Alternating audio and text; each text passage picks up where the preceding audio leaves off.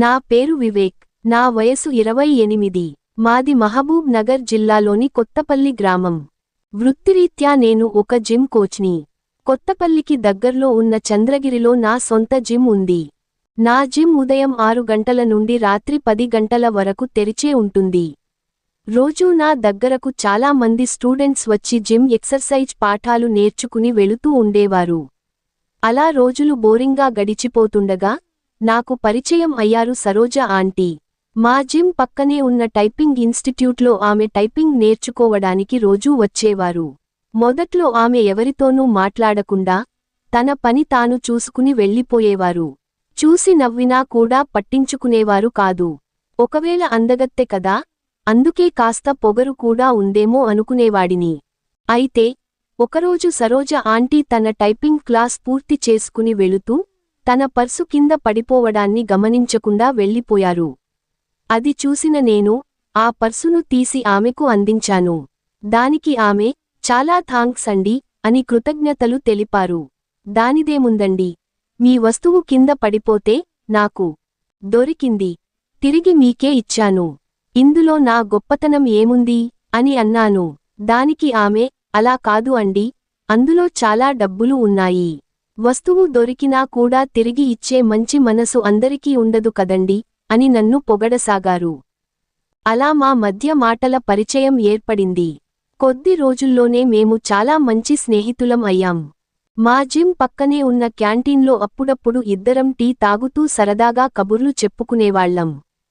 ఒకరి కష్ట సుఖాలను మరొకరం అడిగి తెలుసుకునేవాళ్లం. అలా తన కుటుంబం గురించి ఆమె చెప్పడం మొదలుపెట్టారు. పాపం సరోజ ఆంటీని ఆమె తల్లిదండ్రులు చిన్నప్పటి నుండి చాలా అల్లారు ముద్దుగా పెంచుకున్నారు. కాని పెళ్లి చేసే సమయానికి ఒక తాగుబోతుకి ఇచ్చి చేశారట. పెళ్లైన తర్వాత గాని ఆ విషయానికి వాళ్లకి తెలియలేదట. కాని సరోజ ఆంటీకి సహనం చాలా ఎక్కువ ఉండడంతో ఆయనతోనే కాపురం చేస్తూ తన 2 పిల్లలను సాకుకుంటూ జీవితాన్ని నెట్టుకొస్తున్నారట. ఈ విషయాలు విన్నప్పుడు నాకు చాలా బాధేసింది. ఆయన వాచ్మెన్ డ్యూటీ చేస్తుంటారని, వచ్చిన జీతంలో సగం తన జల్సాలకే వాడుకుంటారని, ఎప్పుడూ మద్యం మత్తులోనే ఉంటారని ఆమె బాధతో చెప్పారు. నేను ఆమెను, బాధపడకండి ఆంటీ అని ఓదార్చాను.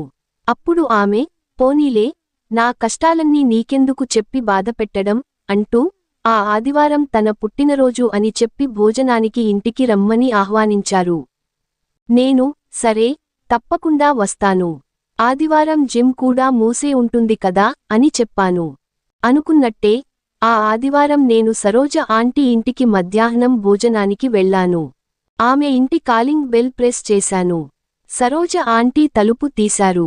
తెల్లని, పలుచని నైటీ వేసుకున్నారు. ఆమె అందాలు కనపడుతున్నాయి.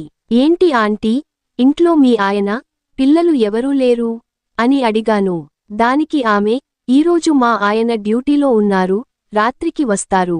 పిల్లలు 2 రోజుల క్రితమే వాళ్ల నానమ్మ వాళ్ల ఇంటికి వెళ్లారు అని చెప్పారు. నేను ఆమెకు పుట్టినరోజు గిఫ్ట్ ఇచ్చాను. ఆమె చాలా సంతోషించారు. కొద్దిసేపు సోఫాలో కూర్చుని ముచ్చట్లు చెప్పుకున్నాం. అలా మాట్లాడుకుంటున్నప్పుడు ఆమె మత్తెక్కించే కళ్ళు నన్ను తన వైపు రమ్మని పిలుస్తున్నట్టుగా అనిపించింది. నేను ఆమె భుజాలపై చేయి వేసి, మీరు ఈరోజు చాలా అందంగా ఉన్నారు ఆంటీ అన్నాను. ఆమె సిగ్గుపడుతూ తలదించుకున్నారు. ఇక ఆలస్యం చేయకూడదు అనుకున్నాను. ఒక్కసారిగా ఆమెపై ముద్దుల వర్షాన్ని కురిపించాను. ఆమె అందాలపై నా చేతులతో దాడిని ప్రారంభించాను. సరోజ ఆంటీ, వద్దు వద్దు అంటూనే నన్ను వాళ్ల పడకగదిలోకి తీసుకుని వెళ్లి తలుపులు మూసేశారు. ఒకరినొకరం ప్రేమతో దగ్గరయ్యాం. స్వర్గసీమ అంచులను తాకి వచ్చాము.